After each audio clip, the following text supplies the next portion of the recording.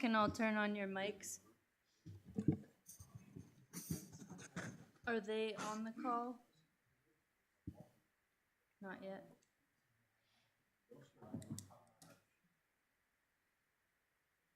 Steph, before we get involved with the full meeting, if I'd like to bring Nate up here, who's been before the board a couple of times.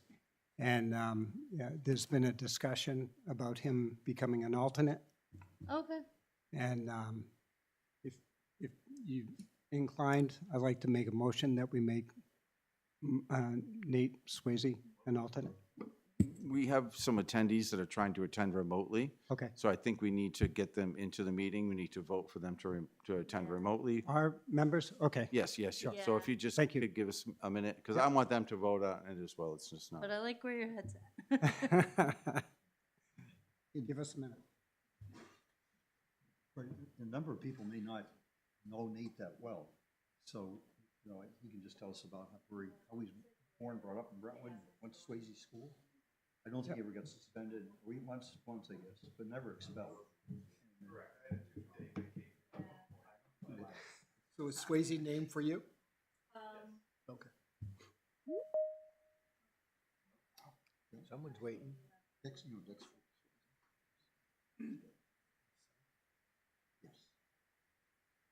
Gives us. And then he. Oh, Kristen. Hello, Hello? can you hear me? Yes. Yeah, we can hear you. We're just sort of waiting for Doug. I had to send out another invite. I apologize because I didn't click Teams meeting, I think, when I sent him the invite. Let me shoot him a quick text. All right. Okay.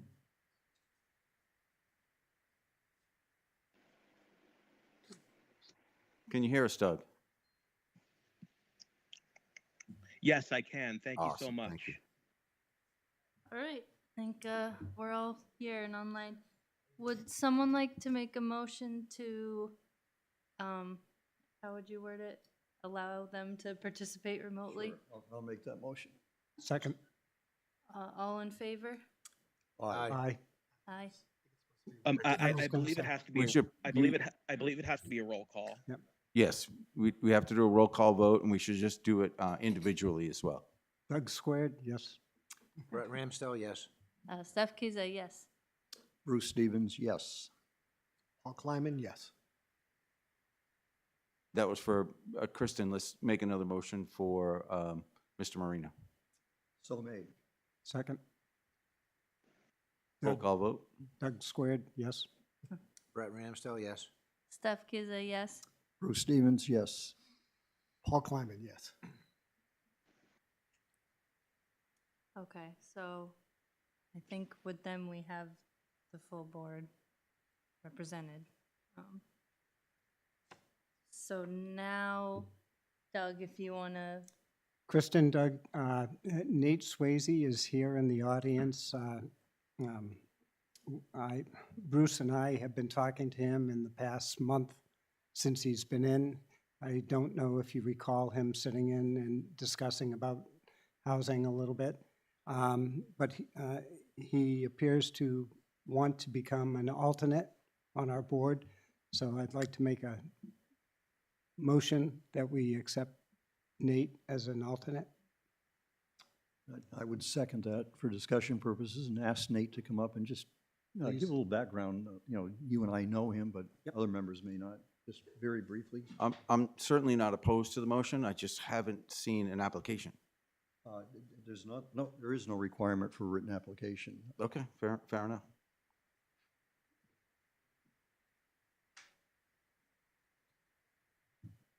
Good evening, everybody. good evening. My name is Hi. Nate Swayze.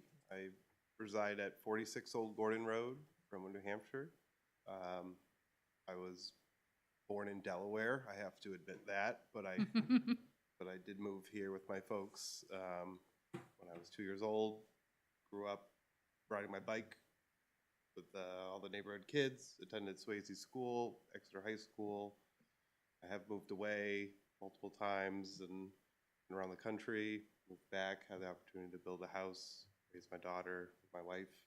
I would like to contribute what I can to the town that I have grown to love and do what I can to help out, I suppose. Learn more than anything. Great.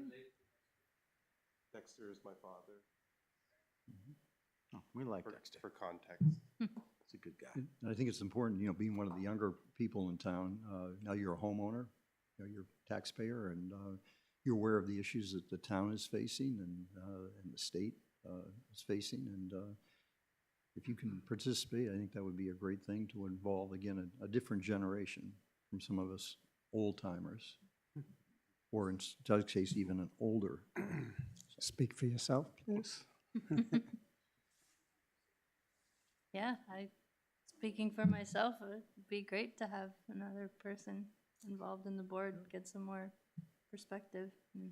We've talked, Doug and I've talked to Nate about participating in some of the workshops and the webinars to understand what a planning board member's job entails, and how he can go about learning about not only the town rules, but state rules. And he's got some people here with, a lot of background. Mark's certainly been around for a while. Glenn's been around forever. So there's plenty of people to ask questions of. And I'm going to start by giving you the newest edition of the Planning Board Handbook here, which you can have. So I guess this time I would ask that we. If I had more time, Bruce, to prepare for this, I will take care of all that information that he needs. Oh, I know you. I know. Do you have more of these books? Yes. Okay, Yes. great then. Yes. What I'll need him to do is to fill out an application so I can get his email address, That's right online. phone number, full name, and then I can contact him and get him a government email address, and we'll get that rolling for you. Absolutely, Mark. Okay.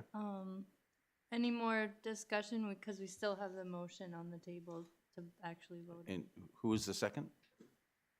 Uh, Mr. Steven? Okay, no, I just want to say thanks for stepping up and being willing to come on board. Thank you, Kristen. cool. Okay, then, all in favor? I need a roll call vote. Yeah. Yep. I'll start. Steph Kiza? Brett Ramsdell, yes. Doug Finnan? Yes. Bruce Stevens, yes. Paul Kleiman, aye. Doug Marino, aye. Kristen Aldred, aye. Okay, Unanimous. nice. Everyone. Yeah, Thank you. welcome. Thank you. I do have one informal thing that I'd like to just pass around real quick for you all to see. I have a coworker who lives in Katukook, and he lives in an apartment, but they renovated an old farmhouse into apartments, and I think it actually looks really nice. I don't know if I wanted to pass it around just to show you all, just Sure. as an idea. Yeah. Swipe through, might end up on Christmas photos. But that's an example of, I think there's 7 or 8 units on that, in that whole building. That would qualify for multifamily then. I'm not saying apartments is what Brentwood wants, but you could certainly make condos out of that too. Yep, that approach falls that. under, sorry, go ahead. An sir. approach that, balances the multifamily but historic or preservation of the town's character. I don't know, I think they did a stand-up job. Yeah, on it'd be that interesting spot. to get a copy of their regs and read their regs, something we can do online, Kentucky. Yeah, Is it this white building? yep, White building? yeah, Not the red one. both. It's all one building, Okay. it's all one farmhouse, but it's the kind of different size units. They carve it out. It's also called adaptive reuse. You're learning things already, and as an alternate, no, Brian West, I was just going to do the same thing. Okay, Brian. go ahead. No, go ahead. Just, the two alternates sitting behind you, Liz Faria and Brian West. The planning board is a 7-member permanent board, can have up to 5 alternates. And the alternates are encouraged to, participate in the meetings, ask questions. At some points in time when people are not present, regular members are not present, then you sit up and vote, and that's why it's important to attend as many meetings as you can so that you're informed, you vote on it, make a decision on a project that you're well informed so that there's not a court challenge to say, hey, somebody that just waltzed in at the last minute and never heard the discussion and voted a different way than I thought they should have. That kind of protects the town. So it's important to attend it. You don't have to be here at every single one, but as many as you can. And keep in mind that this board is very receptive for conversation. Mark is a wealth of information. Mr. Greenwood is always available on Wednesdays if you had any specific questions. Each one of the board members are outstanding, in my opinion, as far as communication goes. And we all definitely have different perspective, but, and you would have seen that had you had the opportunity to come to Monday night's meeting. And it was really, really good. I guess I'd just like to ask Glenn, it's unfortunate that our table size is what it is, but in some of your other towns, how do you accommodate alternates to maybe sit at the table with the board? I mean, not voting, but to be in a position where they're find it easier to interact with and ask questions. Careful, he's gonna try to give up his seat and sit in the back. Okay, first off, I'm always willing to not sit at this table. No, I know. And, Because of me. but in my other towns, alternates do sit at the table. Yep. And They should. it's just made clear at the beginning of the meeting who the voting members of the board are and who Correct. the non-voting members of the board Right. are. I think we should work to do that. No, I think it's very important. We all do that. You are sitting at the table, and it's just easier to ask questions, have dialogue with you. Well, but- funny you didn't ask me to do that for the first 75 years I was here. Well, we were afraid that you'd get upset and maybe just leave us, so. Yeah, Yeah. well, I guess, that's true. We didn't really know. Sometimes it takes with the younger people 25, 30 years to get the feel of whether or not you accept some of their principles and ideas. Ultimately, this setup, really what should happen is Glenn and I should be off to the side. Have a microphone, obviously, but at a desk. For me, trying to work in this little tiny space, doing what I'm doing it's not good. Well, that's a good So- point, Mark. Hmm? That's a good point. Yeah, we should have a desk somewhere where the two of us would sit and I'd have more room to actually write on a pad of paper instead of my lap. Maybe a desk that was elevated, because you have more of a. Oh, yeah. Oh, my head always has to be higher than yours, Bruce. but It's a given. speaking of the table, there's a couple empty chairs tonight. We do. And that one, we don't have anyone presenting, so I would say, Says come that. on up, guys. Grab Yeah, you're good right where you are, Liz. Right next to you, Nate, to your left, you'll see 2 packets.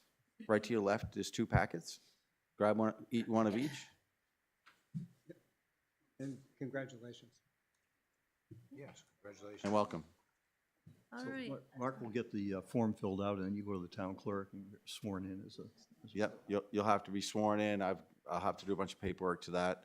You'll have to get in touch with Block 5.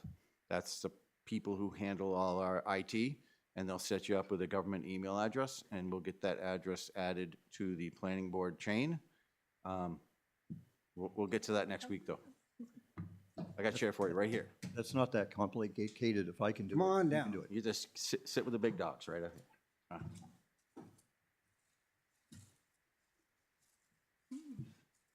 Pretty good. Oh, you got some? Those Thanks, everybody. treats with you. Yeah, have some. I don't need them all. Oh. And I just had a general reminder for the board that your microphone doesn't work when you're back here like this. And you're doing a good job this evening. And I just, a general reminder of that. Thank you. All right, working through the agenda, we've got a letter to the property owners of Pine Road, Route 27, and the northeast side of Route 125 that Kristen and you guys drafted. I'm assuming it was a collaborative effort. Has everyone had a chance to skim through it. Yes. Any questions, comments, concerns? I guess just a question for Glenn. I think it's fine, it's perfect, it's super well written. So what takes precedent? Is the written language in a ordinance change take precedent over a map, or in this case, where it doesn't really give definition in this letter, but will be covered by the ordinance, right? The ordinance. Right, all this letter is simply a response to state law that says if you're going to change either if you're gonna change the standards or the permitted uses of a district that has less than 100 property owners, then those property owners have to be made aware of the public hearing. They have to be notified that there's a public hearing. So this is exclusive of the actual language of whatever you're doing. It's simply telling them there will be a public hearing where you can attend and know what's going on. Sure, because some people may, in reading this, if they weren't attending many meetings beforehand, wouldn't quite understand where these district lines, new district lines are going to be. But in general, we get, if it should pass by vote at town meeting, then the map takes precedent. I mean, the map should coincide with the written language Yeah, of the article. both the map and the textual language should equal one another. So that, Because if they don't, then that's just a problem Right, that but has to letters- get resolved. Letters are not going to the residents that it doesn't change. no, this is Right, just the ones that it changes. Yeah. Correct. So the actual, when we have our first public hearing on this, we'll have language identifies by lot number, the lots that are changing. Yes, we will, yes. Very good. And it Thank you. corresponds with what we presently have. Yes. These are very, very informative letters. Yep. Do we need to have a formal vote to approve this letter? Or? You No. don't need to. Okay. No, I just wanted everybody to be aware of it and the language of it. Good job. I've already Yeah, there are Bruce. propagated all the letters. addresses and they're all ready to put in the mail. My intent is I want to get this letter in the hands of the property owners as soon as possible. So I'll be putting these right in the mail slot that'll go out tomorrow morning. Cool. We also have to keep in mind that you only have to notify by mail if it affects 100 or fewer property owners. And that's why they're going out to Pine Road, Route 27, and the easterly side of 125 going north. Because those are the zones that are professional office, such and such. We do not have to send letters to the property owners all on 125. Because in their totality, there are way more than 100. We're not sending letters to the property owners on the northern side of North Road, where the multifamily district lies now, because there are more than 100 property owners within that district. Okay. Okay? And this, I think you put it right here, this is state law. Yes, that is per the RSA, yeah.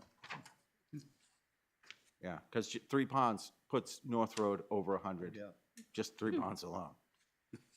definitely. Okay.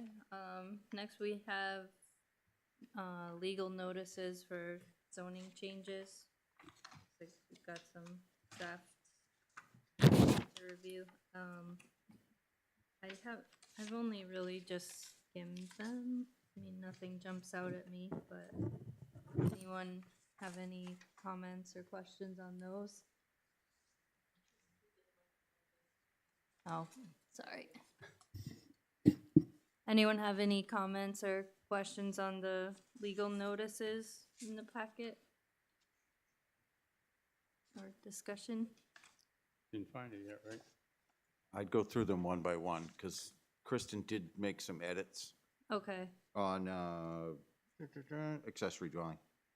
And she did also have a question of, we did talk about adding some storage language that you pulled from Hampton? Stratum? Stratum, sorry, my mistake. yeah. And wanted to know why that wasn't incorporated. Oh, that should be incorporated. Yeah. So I'll get that over to you. We have to have that in the planning board office 10 days before the hearing, so. Yes, my plan was to get these notices. Oh, you can send the notices out. Well, that's part of the notice. You're looking at the notice. In the notice, in the public hearing notice, I included the language that's going to be talked about. These are the changes, I mean, what's a notice? The way I looked at it was, if you're reading the notice, I want you to know exactly the changes we're going to make. Okay, well, I won't be able to get those to you until Monday. Yeah. That's okay. That's long in advance of the 10 days we need for. Yes, yes. I just don't want to. Prior to January 8th. I just hate to run I want to give people as much notice as humanly possible, That's a good idea. you know? I don't want to skin it at, 10 days, I mean, I want to do my best to get this out in front of people as soon as I can. Yeah, we will incorporate that. Glenn, does the whole ordinance need to be in the notice? No, Like, could we post something now and add to it later? yeah, all that's required in the notice is a substantive description of what's going on. That's why we don't, but it, in an effort to be as transparent as possible, if the notice has the entire language, then people see the entire language without having to look someplace separate for it. Yeah. And it's imminently doable now since we're not paying a cost per square inch for a newspaper print. Right. That's the reason it was never required before, because you always had to do things in the newspaper.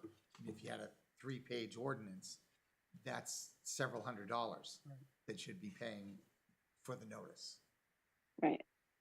I kind of looked at it as if even you or somebody else had questions, you could just point them to the public hearing notice. Go read the public hearing notice. It tells you exactly what changes are going to be made. So we will make that happen. Steph, I have a question. Sure.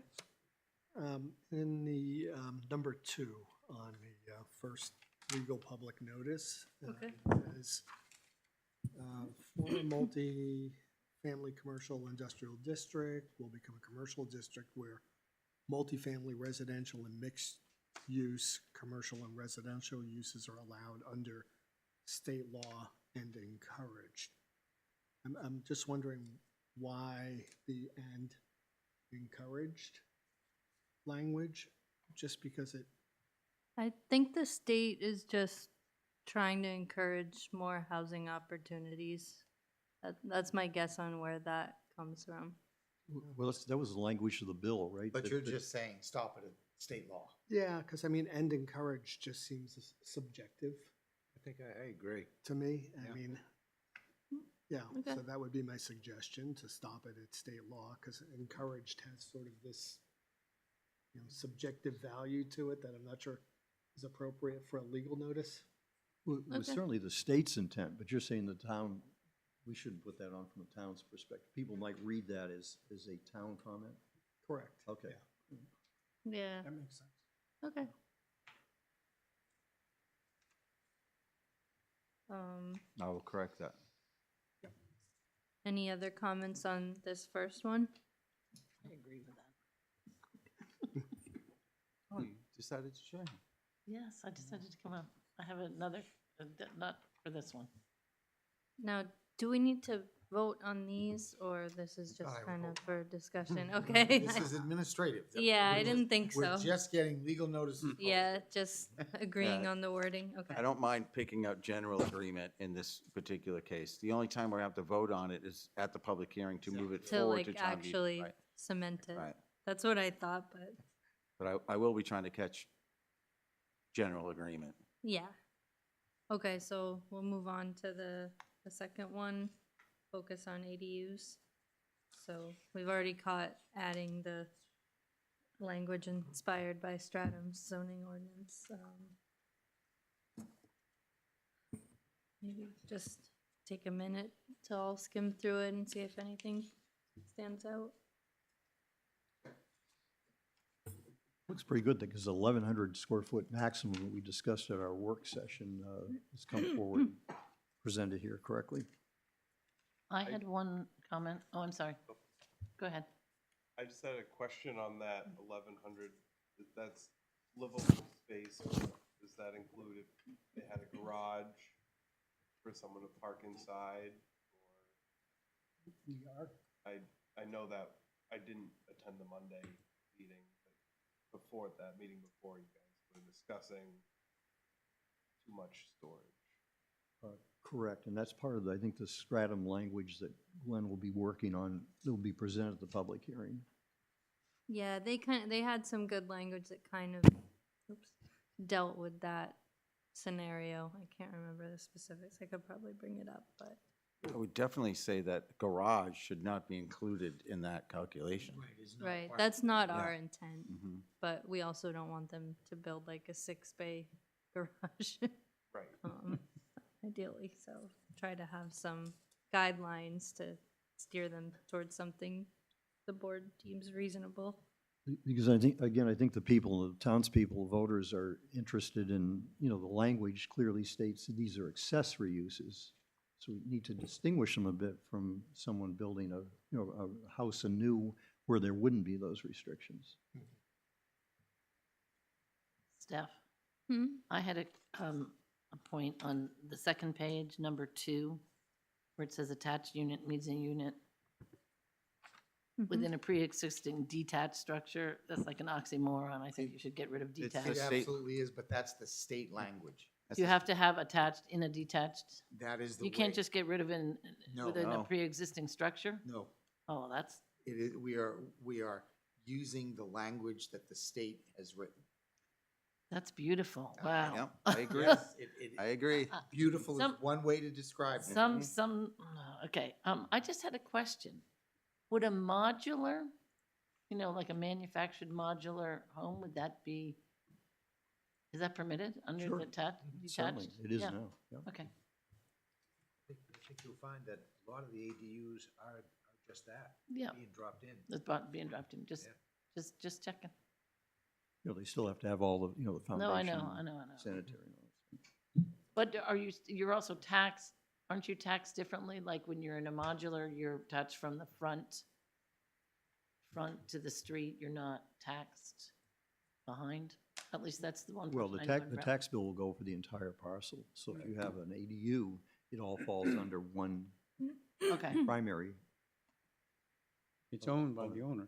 no, I get that, but there's a different, I know somebody that lives in the Brentwood Kingston line, and they don't pay taxes on anything past the front. There's something different for a modular home that you don't, we can look it up. No, Yeah. not We can look it That's up an- another time. that's an Okay. assessing question that none of us. Yeah, could that's fine. answer with any It authority. doesn't apply to this, I think, so. You may be referring to those homes on the Brentwood Kingston line on 107. Where I'm the- talking about on South Road. It's okay, I'll figure it out. I can tell you this, I don't get a tax break. Didn't lower my taxes at all. Just to circle back on the question about how we're accounting for garages and allowing them, but within reason. I did pull up the stratum language just to remind everyone what theirs says. It says, let's see, the detached ADU shall not exceed 50% of the gross interior square footage of the primary residence, but in no case shall exceed 1,000 square feet. The gross size of the building footprint housing a detached ADU, including appurtenant uses, shall not exceed 1,000 square feet. Pertinent uses include attached garages, porches, decks, storage areas, or any other attached or interior areas accessory to the ADU. I think I misread that last time. I think what they're saying is the footprint can't exceed 1,000 square feet. So I mean, they could have multiple levels.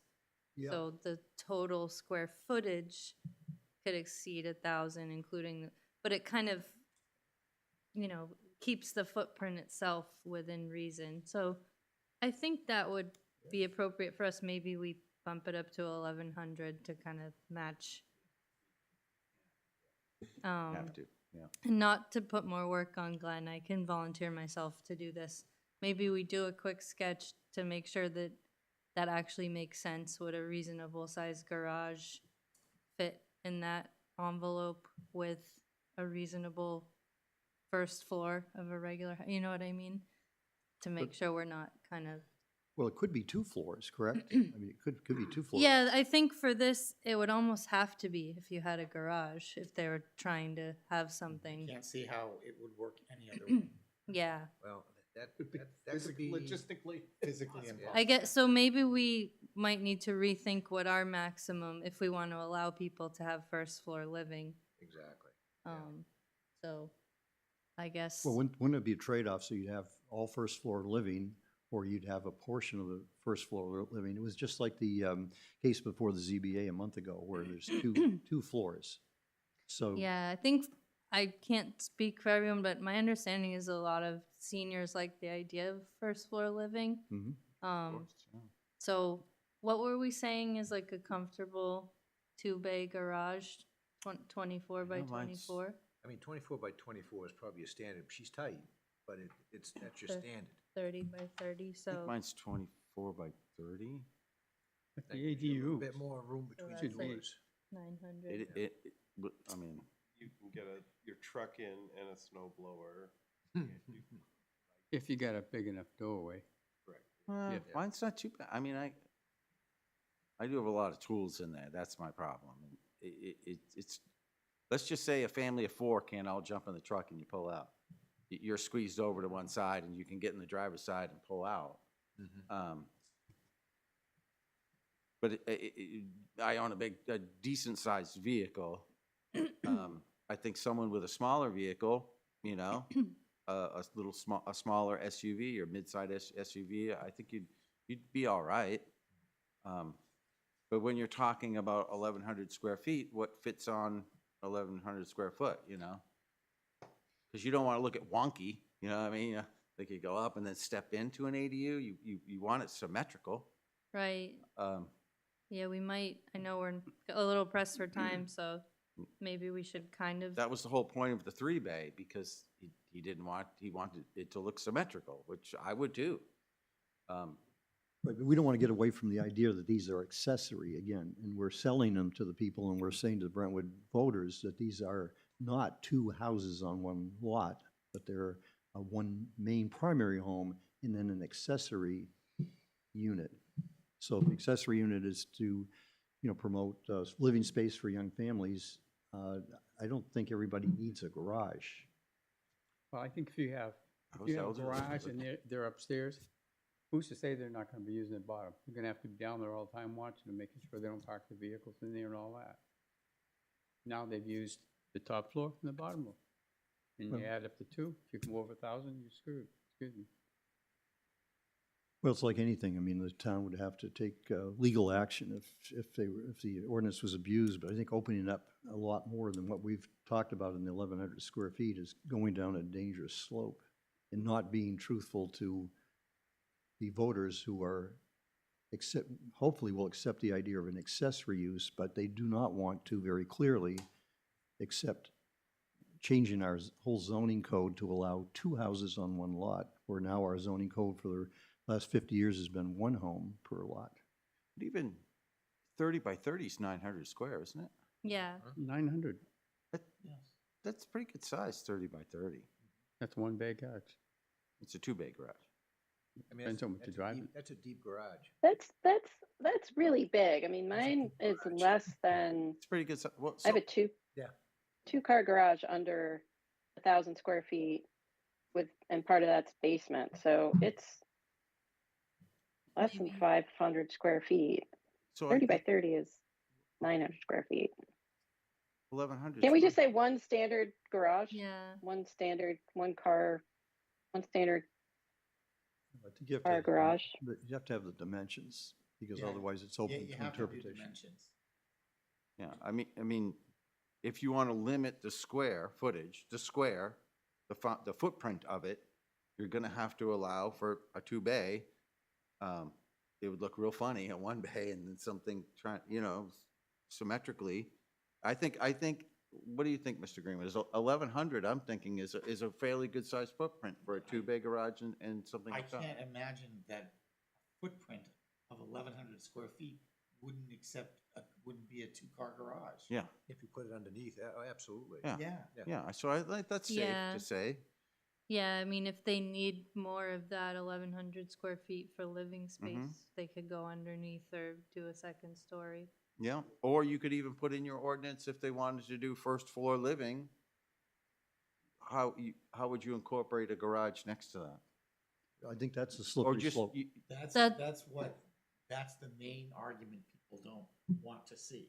right? Yeah, Because they think okay. that then makes it not appear to be accessory.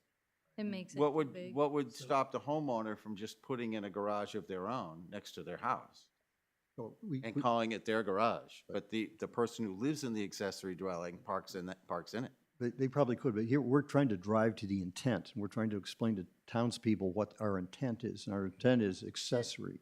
I guess just playing devil's advocate, because we all kind of, after a long drawn out battle, landed on the 1,100 square feet as the maximum. I think we were all thinking of that as 1,100 square feet of living area.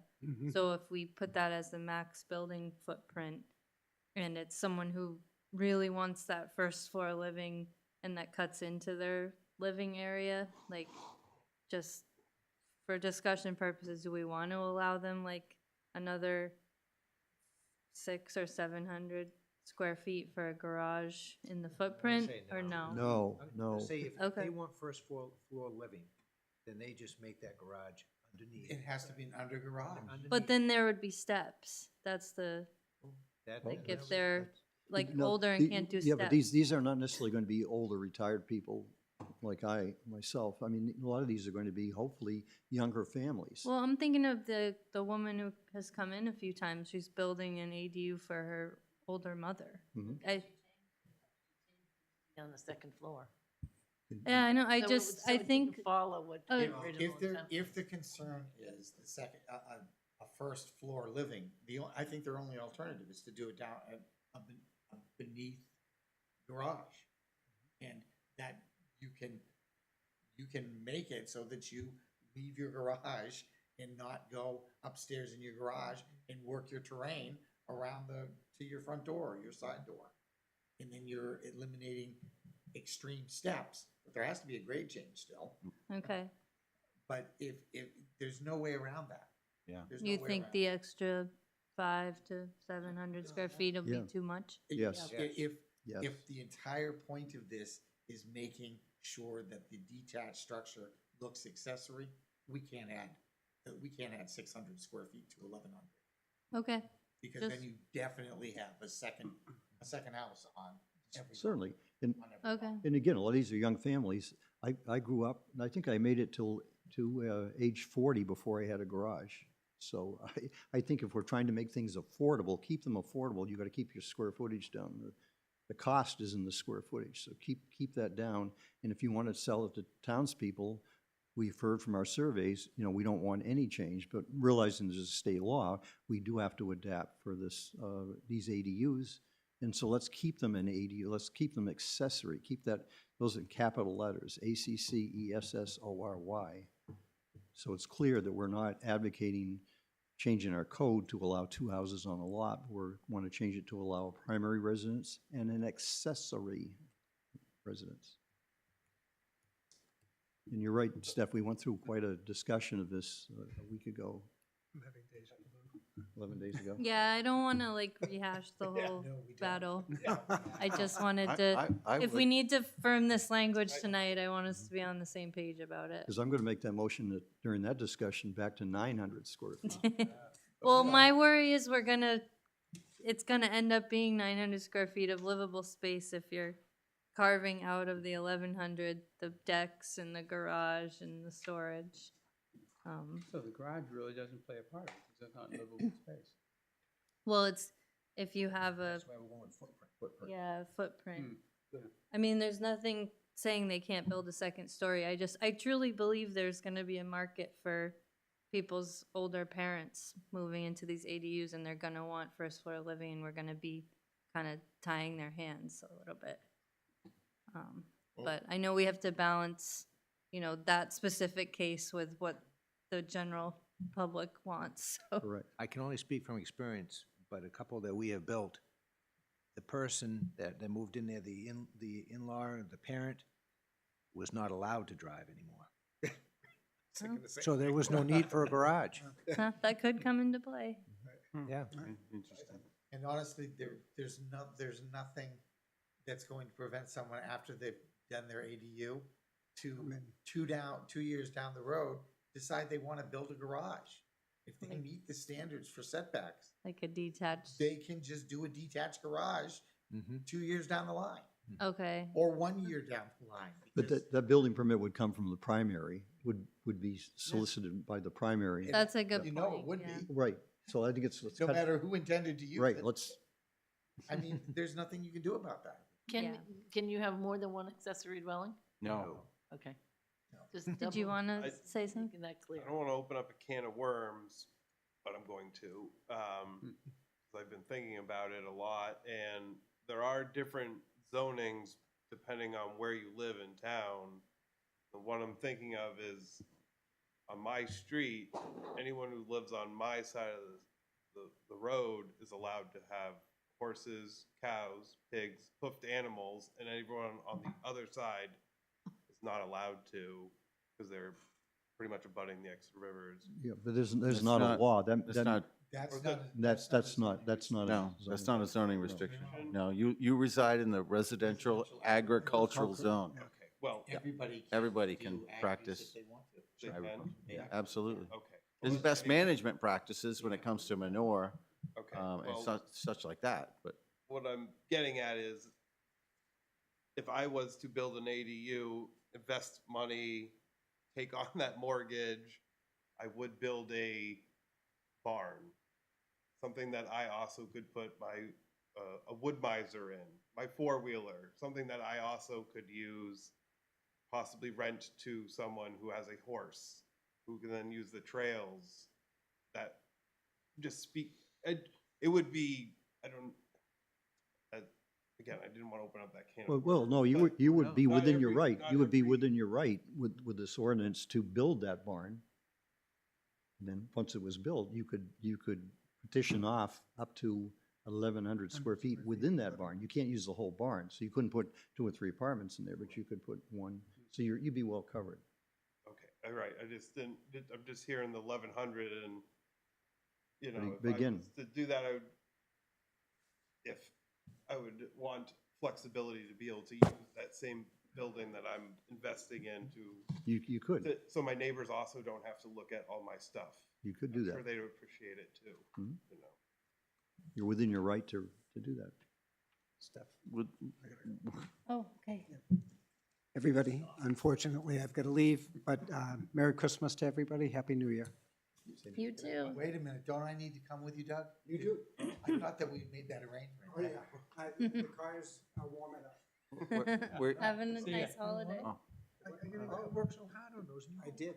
I made every one. Take care. Good night, Doug. Merry Christmas. Okay, so I think we're generally in agreement on, We Hold are the enough to 1100. get to the public hearing. yeah, We need to yeah, get to the public we're hearing. done with that one. There'll be plenty of options to talk there. Yes. With Doug exiting, should we make a motion to bring on one of the alternates as a vote? We're only going for consensus here. No, I know, I don't, do we have other stuff we need to vote on? Like, just minutes and such, um, light fare. Mark, you usually go to keeping record of which alternate participated last. Either- I'm good at that when it comes to applicants. Meaning I'll write on the inside of the folder who the applicant is serving on that. See if one of you has to recuse themselves. And that's when it matters to keep track of it, but Well, I'm just guessing that maybe Liz participated the last time. yes. You weren't at the last, she wasn't, I was. I think we're only Well- talking. And I wasn't at the meeting before that. I know we're, All right, well, okay, then, we have a Probably. majority then of the board, so we can vote quorum. okay, then we'll just skip it. All right, well, I think that was the only concern on the ADU one that anyone brought up, right? So move on to the next one. So, on this one, this is the building permit one, right? That one we're on? Correct.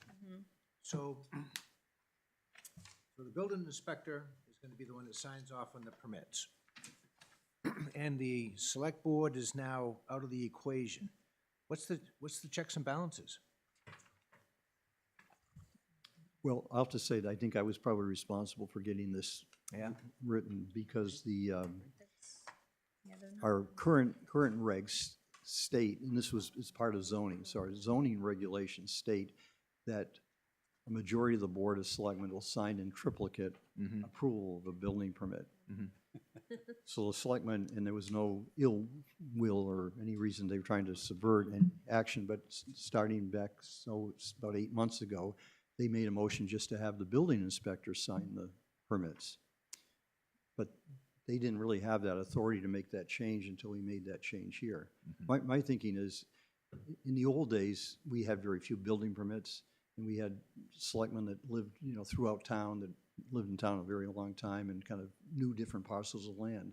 And it seems to me, and I think Paul would agree, that what the building permit sign-off basically amounted to in the last several years was just the Board of Selectmen sitting here and just rotely signing permits and didn't have really any knowledge of what these parcels were and some of the specifics. So it kind of makes sense to me, now that we have a more professional building inspector, that he would be the logical one to make the call. Problem is, it's become perfunctory to sign off, so I don't know that it really provides a true check and balance, but we did put a policy in place that if there were any issues with regard to the permits, that the building inspector, Chuck Marsden, would bring those to the select board's attention.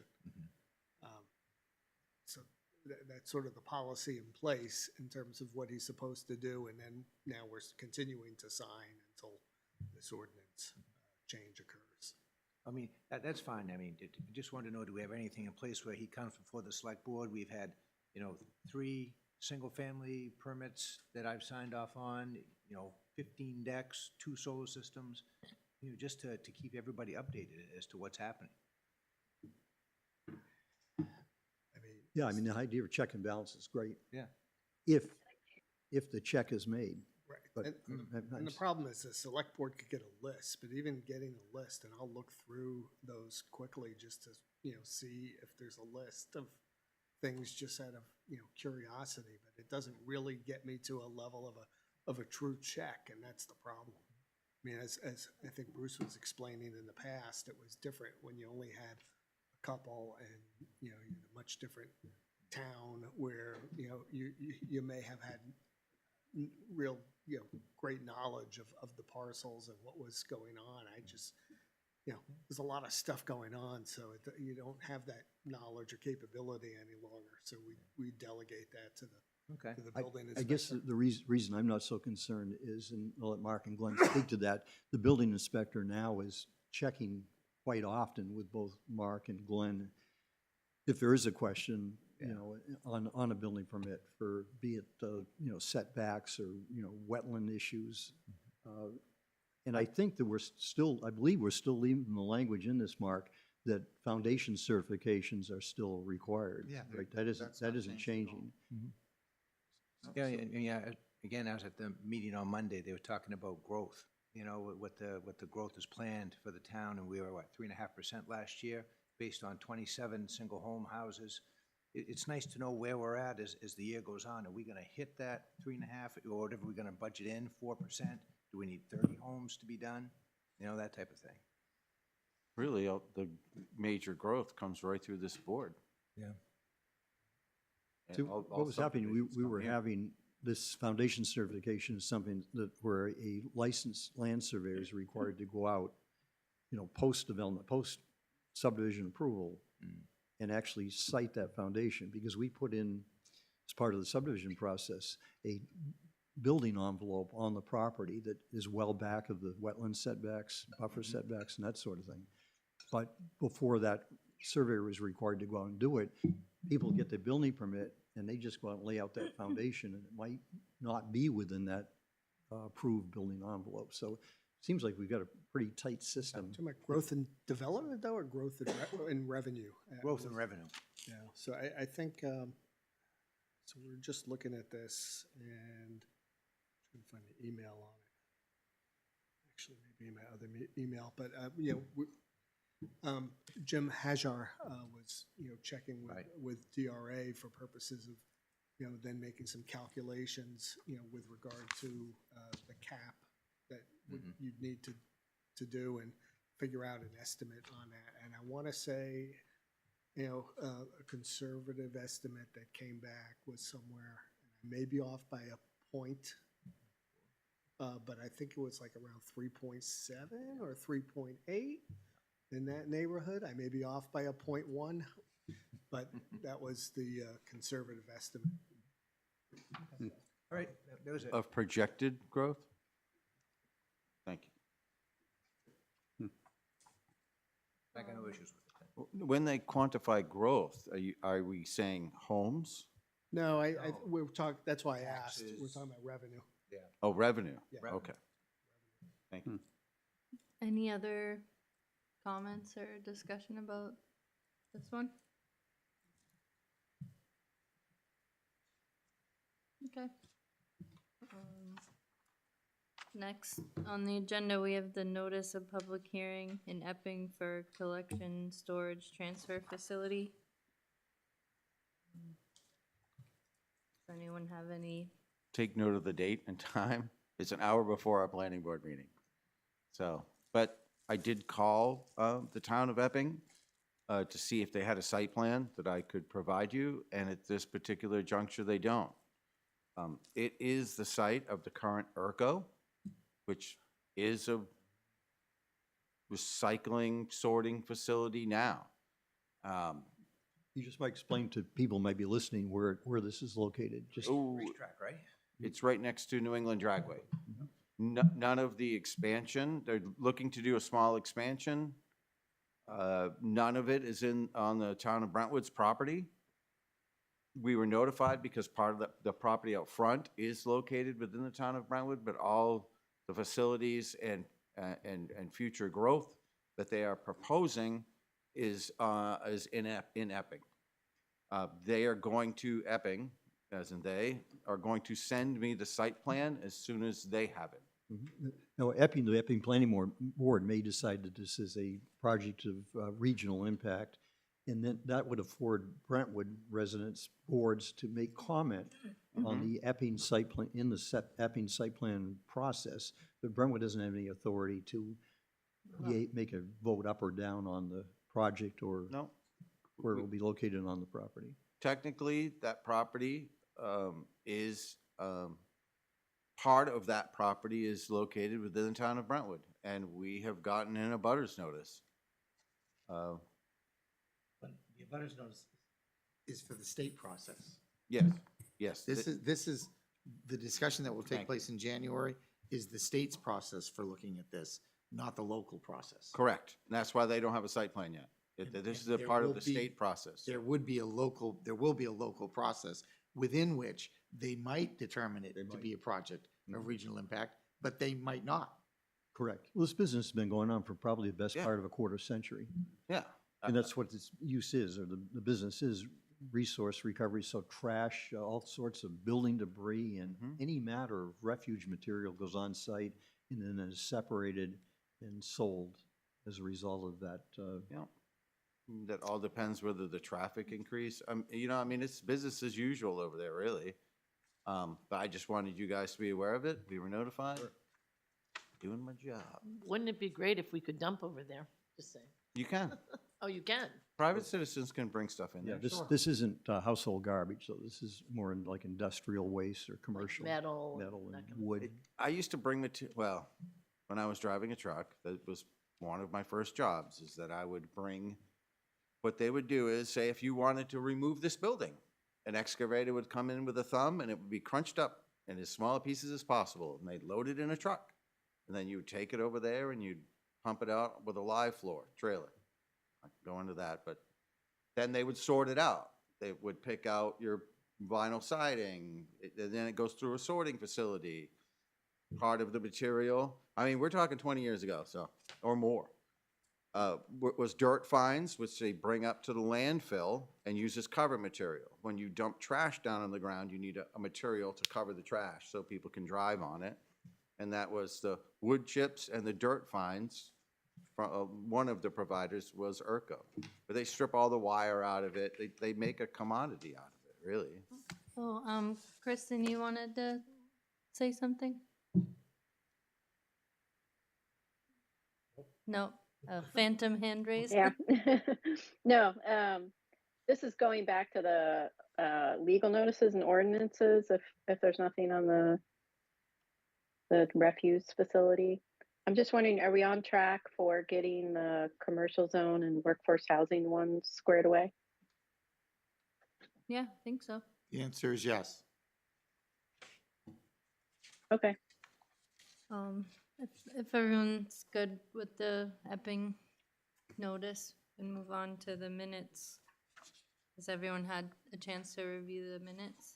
The 12, specifically the 12-4 minutes? Anyone like to? But even though we're not voting on each one of these specific ordinances, we're not voting to put them, advance them to public hearing. We're all agree that the multifamily is part of what we're all agreeing to put up for public hearing. Yeah. Correct. So we probably should have mentioned that. Kristen's right. We should have, well, we are now. We're making people aware that that the multifamily ordinance revision will be up for public hearing on January 8th. Yeah. January 8th, yes. Mhm. So can we just have, if we're not ready for the whole ordinance, can Mark just post the general ones that we were talking about before, that just, just descriptive? Because I haven't seen the workforce one. I know we're gonna revive our old one.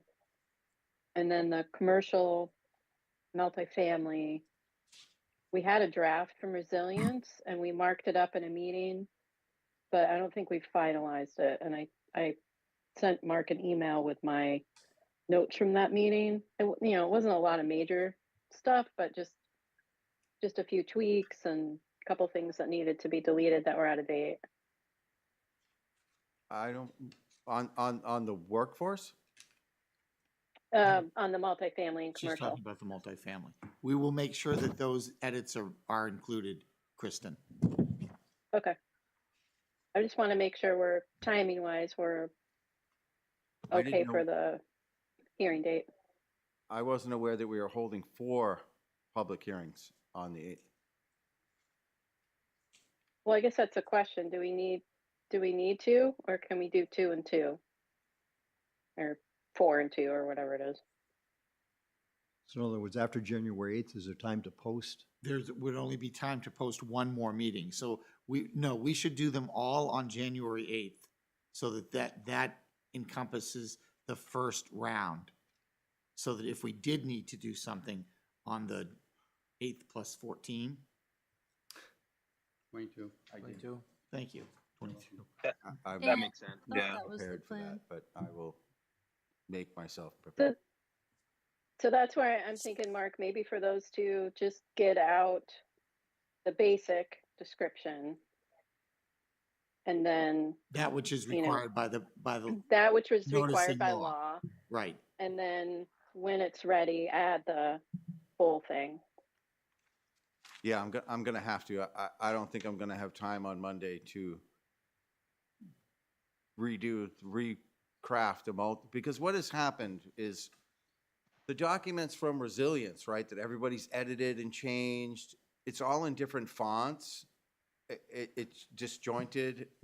So what I had to do, for an example, like the accessory dwelling, I had to retype that whole entire thing. Okay, yeah. And clean it all up, put the fonts in the right place and clean it all up, make it nice for presentation. And I'm afraid I'm probably gonna have to do that with the multifamily as well. But I will do the minimum legal description for the multifamily, and I will work to get that rewritten in a good format for you. So the Mark, if I have a chance this weekend, I'll get it to you, the multifamily one. Okay. And then, have you found the workforce one? We do, and I'll work on that one, so he doesn't have to do that either I printed it, and I actually handed it out to board members this evening. tonight. Would you like me to email you a copy? Yes, please. Yeah, I'll do that to all board members right now. I actually, did you send it to me? Anywho's. Thanks so much, Mark. Must have been Jillian. Did Doug just say something? I was just saying thank you Oh, for, okay. for sending that out. Yeah. But this is the workforce, right? What you gave us tonight? Yes. Yeah, I printed it out. So that's plenty to public notice, right? I mean, Exactly, this yeah. is actually- I think you're gonna have to make changes in there. I do. It's antiquated. Because there are some things that need to be removed Okay. because time has not been kind, but, Right. but beyond that, yeah, the legally required public notice is that we will be considering a public hearing to discuss a workforce housing ordinance, and we should say in that, it is our former ordinance. Just, It's gonna be basic. yeah. Okay. I appreciate, Mark, what you've done. I think we all appreciate what you've done thus far with the ones that we have. It took a Well, good amount of work. I really wanted people to be able to read them. Like, oh, what are we gonna be talking about? Like, that's a vague idea, workforce, right? Or accessory dwelling unit. And if you could read it and understand it and then sort of come back and talk about it, I thought that was a much better course to take. Okay. Are we back on the minutes or what are we? I think so. I think we're good on think what you're the on the plan minutes. is. Anyone want to make a motion to? Well, approve I have the a, minutes? Or you have some I have a changes? couple corrections. Sure. I've already covered the attached, detached oxymoron, which I don't like. But on page, just a typo, on page, I don't know what it is, there's so many pages of this, let's see. 1, 2, 3, 4, 5, where you have no lot, so it's like the third paragraph down. No lot shall be less than 2 acres, and then you've got the 87,120 square feet. You just need to, you know, move around your parentheses. Do you see where I am? Yeah. Yeah. It's the third Section paragraph on page, whatever page I said. 300.002.001.003. I don't think so. At the end of that sentence. Zero. Oh, okay. Those aren't good. It should be in I didn't know. parentheses, do you see that? The acres. Just You easier to see, say you just need to 0. make a space and, 2 acres. yeah. And 2 then you- acres, 87,120. Oh, Yeah, but, you're right, You remember? but you need to have the parentheses. Sure you Yeah, between would. okay, 87 no problem. and the My square feet apologies. In the parentheses, Yep. whatever. Then was there a reason, and maybe there is, down on the last paragraph, which is 004, you have capitals A, B, C for things, and then on the next page, you have lowercase. Is it because they're different things, or was that just in the effort to be consistent? So in 004, you see you have 100-foot setback and 50 feet, and you have A, B, C, and they're all capitals. But then on the next one, 005, you have A, modulate the building, B, provide roof. Are they different things, or should they be all capitals or all lower? So what ended up happening there, and I can easily correct that, is that when I copied and pasted that, No, yeah, it was listed out A, B, C, D. yeah, But when I copied and pasted, it crammed it all into one paragraph. right. So I had to go back in, But and, unless they're, you know what I mean, and hit enter and move everything but down. and I- unless they should either, unless they're different whole things, they should either all be capitals or all be lowercase. I think. Well, But if it's. I'll too show big you a how, deal- well, it's an order, it could, I don't want to waste time on it. I just putting it out there. yeah, I'm going to put this whole thing in a box right here, and I'll look at that. Okay. But it's really me just moving, Yeah, starting to enter, That's fine. I moving mean, if things it's down. too much of a big deal, don't worry about it. It's a long set of Yeah, minutes. I It's- don't, yeah. It was long. I've never seen your minutes like that. Yeah. Well, this was the denial, and I wanted to make it thorough, Yeah, yeah, yeah. you know, Yes. that, Any other comments or discussion? Did anyone make a motion? Or do some- Brett did, I seconded it. Okay, so, I think we have to do a roll call. Brett Ramsdell, yes. Bruce Stevens, yes. Paul Kleiman, yes. Steph Kiza, yes. Doug Marino, yes. Kristen Aldred, yes. Okay. Next, the work session minutes from the 8th. Any comments, questions? Anyone want to make a motion on those? Move them. Move the minutes. Seconded. Any last discussion? Okay, roll call vote.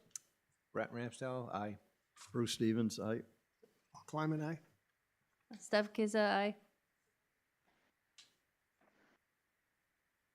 Doug Marino, aye. Kristen Aldred, aye.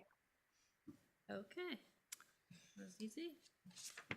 May I bring up something?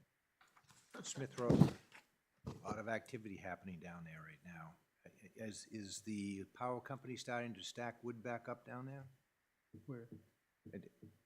On Smith Road, the Sanborn place, the Sanborn property? Oh, He's something else.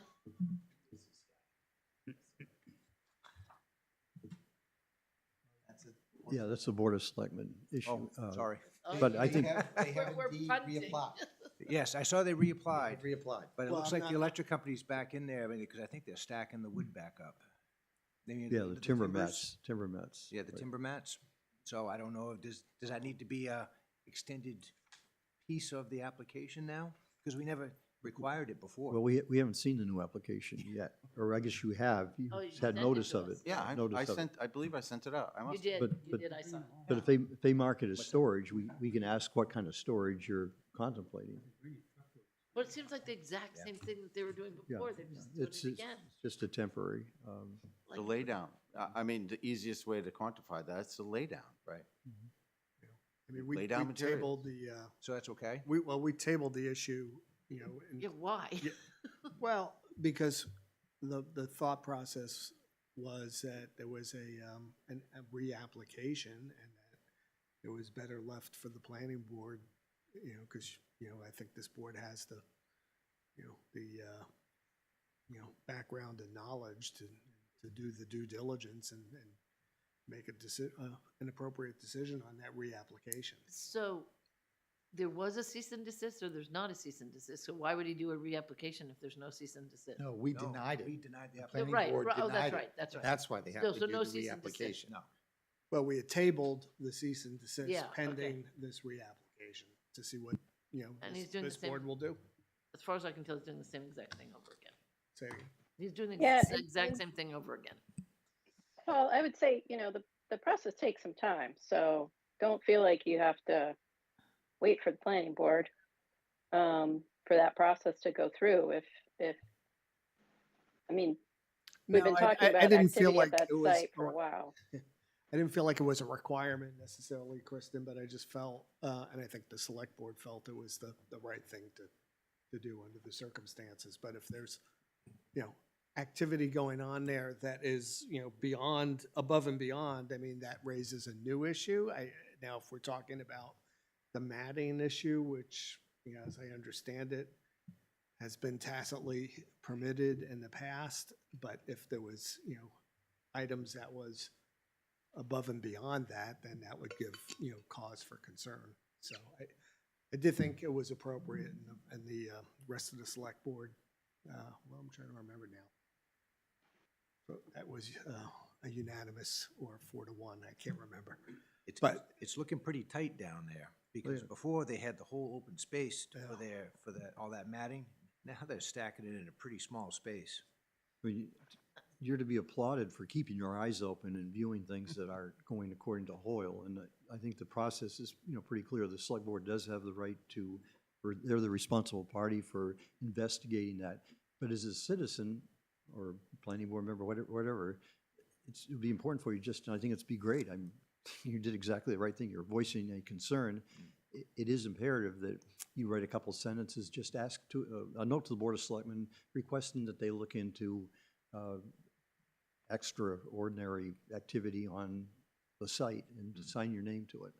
Yeah, I mean, That's what's we can have the building inspector take a look. I mean, again, On you're Ju- making me aware of this, that I wasn't aware when we were looking at it Can on you- Tuesday, so. Submit that on January 9th.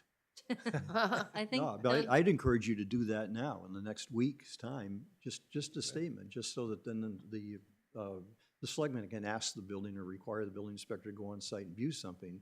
But it's better to have some rationale behind it, and your position is that you were by there and you saw something that wasn't currently approved. So please Doug, do, did please you do. want to say something?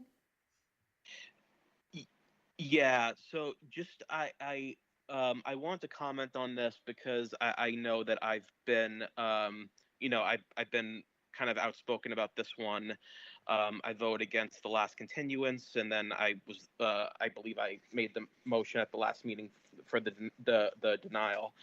So when I saw that they reapplied, my first reaction, and I still feel this way, I would really love to wipe the slate clean and start fresh, and and have this process go properly, and move forward with a site plan. And I think that the select board acted reasonably in not doing the cease and desist, given that there is a new application now. However, I am concerned hearing that there's still unpermitted activity going on. And so I guess my question is, and this is something that the select board can discuss, of course, and I would defer to Paul, but is there a middle ground between not doing anything and going all the way with the cease and desist? Maybe the select board could send a letter to to the business owner saying, look, this process is ongoing. We can't have unpermitted, uses going on here. I mean, I guess what I'm describing is kind of a cease and desist, but I'm just wondering if there's maybe some middle ground between doing nothing and going scorched I earth think there when is- we're trying to start fresh. I think there is a useful course forward. The building inspector, code enforcement officer is really the only official in town that has the right by law to go on a property to view, activity taking place there. So I think it would be great if maybe Brett will include this in his note to the selectmen, that the selectmen ask the building inspector / code enforcement officer to go down there and just detail what's going on the site. I mean, that's something that you would do in any situation where there was a question of whether or not what was going on there was appropriate in terms of approvals. Can you just I explain? think that's reasonable. Yeah, and Doug, I don't think the board was aware of this on Tuesday, so now that, I Yeah. just happened to spy it, going Yeah, I've by seen the other day. several things right, happening there. so I think that's, good recommendation from Bruce, and You just I will start a be, process. I will be speaking with Julie about it tomorrow. I would just like a clarification. I don't know what you mean by the electric company putting down. When they do work, they have to put down timbers to take their equipment across, the heavy equipment. Because it's heavy. Yeah. It would sink in. Yeah, big timbers. Okay, So it's, what do they call it, a timber mat? Timberman. okay. Timber mat. So they put those down, and they have done that in the past, so that would, you're saying that it would affect what's going on in that site, or? No. What he's saying is, in recent history, we have turned a blind eye on the fact that Mike was allowed to do that Right, but. for Mike- utility work. Oh, utility, for Because- his utility. No, Okay, And the mats are not Mike's mats. They're only used for utility work. okay.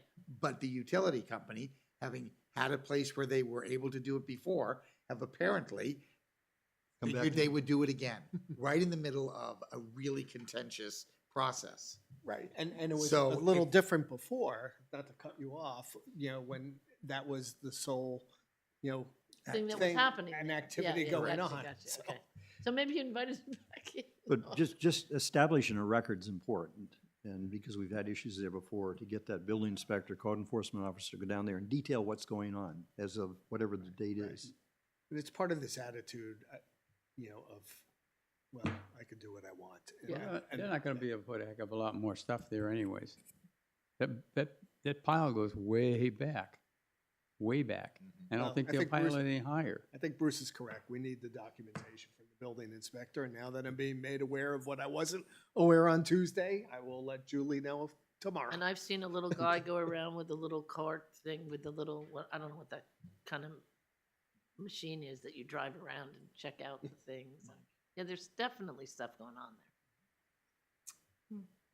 I've seen it probably 3 times in the last month. Well, Okay. oh, Kristen, you have your hand raised? Yeah, are we ready to go to something else? Yeah, I am. Are we Okay. Does anyone have Any- anything else to bring Oh, up? yeah, Yeah, that's, yeah, sorry, so- I did. Go ahead, Mark. I'll go after you. On the 11 by 17, I printed you out Kristen's thing that you asked me to. Yes, and that's what I wanted to speak to. Kristen, that calendar that you presented there is excellent, and you list some of the committees and boards in town for presentation or for explanations by our board members to those board members as to what some of these zoning changes are involving, and that's great. You put down a list. Doug, my question is to you, because I think you were working on a list of the various committees, and then you were going to have us all sign up for various, make a commitment to various committees so that we could contact the chairman or whoever's in charge and then arrange for board members to go out. Now, we know we aren't going to do anything between now and or until New Year's, but that our schedule is kind of compressed after that. So if you have a list of the committees that you've deciphered that you could send around and be kind of the gatekeeper for us to sign up as members for different assignments, that would be great. Certainly. The only reason I'm Yeah, asking is I think you mentioned working on a list. Yeah, I think we do have one going, but I can double check to make sure that that we're not missing anything, and I'll make sure that everybody's shared on it.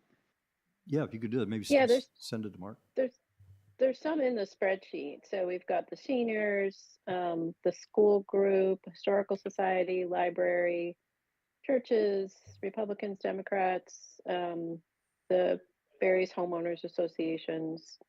Oh, and that's great, Those Kristen. are- That's super. I'm not tasking Doug with this, but if he had other, additions, that would be great. But what you've done there, you've got the lion's share of them listed, and we thank you for that. Well, and some, Yeah, that I think that makes sense. I'll comb through it again just to make sure that that we're not missing anything. Because I think I may have wanted to add the PTA group as well if it's not on there already.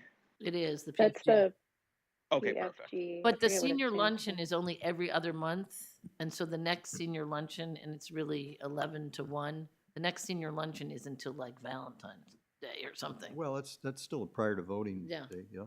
I'm just saying it's not that time, and it's Correct. not Tuesdays. So, The next couple months are gonna scream by. oh yeah, I know. I'm just letting you know it's not every month anymore. It's every other month. Okay. So I made slides for you all. So as people volunteer to give presentations, we have slides. I think Mark sent them in an email. I can see if I can pull them up. Let me try. Mark actually sent those to us. Those were excellent and very professional. I didn't think. And they had some different colors there to kind of break up the schedule. Okay. If that's something you could print, and maybe in a color format like that, I would take that to one of the copy places in Exeter and have a bunch of those made. I mean, some people may make PowerPoint presentations, but some of us may want to have paper that we can put in the hands of people that they can then take home and read also. So if you could, or maybe if you could, well, I guess actually you've already sent that information to Mark. Right, If you Mark have it. can, You could bring it on a flash drive to. I can Staples. make a PDF of it and maybe shrink it down, like do 2 per page or something so that it doesn't use so much paper. But the okay. PowerPoint, which I can't share without quitting Teams and restarting Teams, has notes in it too, speaker notes, and that's something that you can print out. Obviously everybody's free to say what they want to say, but I put some notes in there for your use. So I figured we could use these on the 8th to give everybody an overview of the whole thing, and then we can use it at the select board meeting, and then people can use it for different community meetings. But if you've got suggestions or changes too, just let me know. I think it was excellent. So Glenn's talking about things I don't understand, flash drives and whatnot, but if between us, we'll get something printed out, either that or in a PDF that we can send to the printer, and I'll get some of those made up, just as an additional to a PowerPoint presentation. Thanks for pulling these together, Yeah, Kristen. these are excellent. Yeah. The only other thing I wanted to say is it seems like we're starting to get applications again, maybe after the first of the year. If we can take as much time as we're legally allowed to before we schedule a hearing, so that we can get through the zoning hearings and push out applicants a little bit, that would be probably good. Otherwise, we're going to have some of our marathon 4-hour meetings. Probably We not have anymore, very but- little wiggle room Yeah. with which to put people off. We can ask them, but we have. Yeah, I mean, you can tell them, we're doing these zoning things and it's going to take a couple hours, and it's only fair to the public that we start with that. If they meet our deadlines, we have to schedule a public hearing within 30 days of the receipt of the application. Right. Plenty of these. Yes, we already have 2 public hearings for applicants scheduled for the 8th. Yeah, I saw that. So if we get any in the next, 3 or so weeks, ask the applicant if they'd be willing to wait until February. Yeah, we can absolutely ask them. Okay. Thank you. Steph, I had one last thing. Sure. I know people are ready to adjourn, but I just wanted to report that I did hear from a resident yesterday who apparently was contacted by Mr. Falzone, who has at least indicated intent to purchase the Rouleau property and seek to develop that into homes and in part, and then also in part, multifamily homes. So, and this would of course all be pending the ordinance change and everything else, but the resident did express a level of concern, but I wanted to at least report that, given what we are doing in terms of this ordinance change. Where's the property? It's the, This board has not received any formal application. No, and I'm And not- what I'm you're just- saying is speculative, It is. I mean, and I'm just. I don't know if it belongs here. That's my well, question. But I'm just reporting what a resident advised me. Mm-hmm, I mean, I understand the there's only thing I nothing would- before us. mm-hmm. Yeah, the only thing I would say, Paul, is if people do approach you and they are expressing concern about what they might see in different parts of town, it's just, I think, important to remind people or explain to people that the state did pass a law that Right. says multifamily is allowed in commercial as of July 1st, 2026. So Trust me, That's the- Kristen, that was. that's the reality. Yeah, that was part of, my comment and response to, the resident. But, again, I only reported as what a resident reported to me because it just seemed pertinent to, the whole, discussion and what we're, attempting to move forward. So, I do think if the resident understood how that property was zoned, there's a portion near the highway certainly that's commercial, but the back portion of that, the larger portion, is still residential agricultural. true. So the people that I think you're referring to were forewarned back when that zoning change was made that parcel behind the westerlymost parcel is certainly, can be accepting of any type of residential development other than multifamily right now. Yeah, well, that's why I said in part, residential, homes, in part. But even, you could let them know that even if if this ordinance does pass, the commercial portion is just the front portion. So any multifamily would be very close to the road. It wouldn't be impacting the people along the west side of North Road. I think the people are confused as to what would be allowed, what is allowed now and what will be allowed even. No, they know very well where the zoning change was. Right. And the multifamily would go back to an area that they would not be happy with. Right. Well, But they won't be happy with any development. Right. That No, but that- particular- you, the any multi- applicant or anyone can create frontage with a town road and put in single families Yeah. on Mhm. that residential, Absolutely. agricultural zoned piece of property. But the people who were concerned before were the people that were budding the back portion, the I westerly don't even portion. want to get involved in it. And that Glen will not be multifamily even if this passes, Correct. right? So Correct. I think they're getting concerned about something that isn't going to happen. Again, I didn't mean to go down the rabbit hole. I just wanted to really report that, this is something that's in the works. Yeah. And, So where is it? It's directly across from Highland Hardwoods. Oh, okay. Well, we can just encourage people to come to the public hearings or some of these community As events. I did, as I Yeah. did, as I did. You never want to let the facts get in the way of a good story. Yeah. Any other business or everyone good for tonight? Just one quick question. How long is an alternate's term? 3 years. 3 years. I haven't been on here 3 years. 1 second, please. Okay.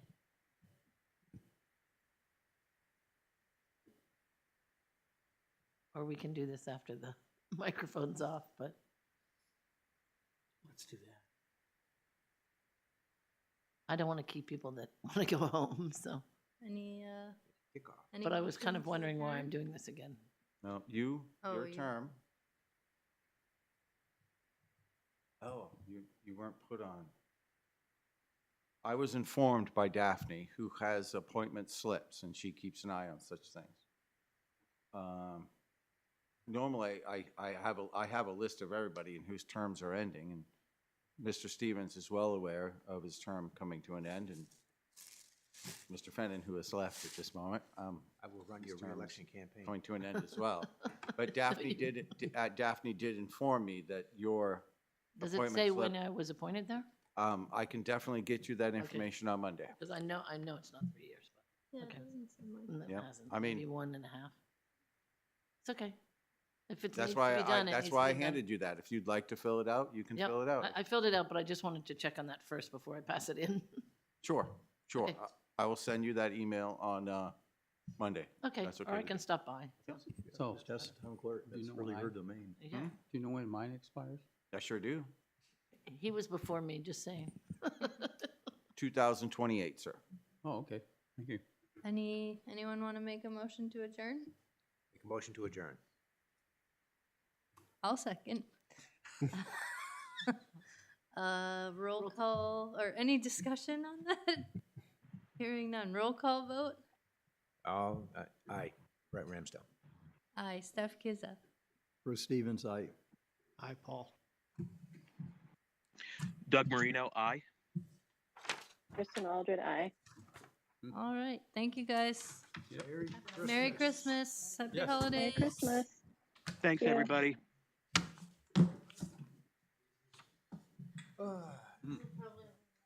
As the new alternate, we have a gift for you. You can take that with I you. am never going to encourage someone to not The brownie balls. engage in public They are discourse. good. And I was not going down that. Oh, it's right on this way. And I found out about it yesterday. Yeah, thanks for. They,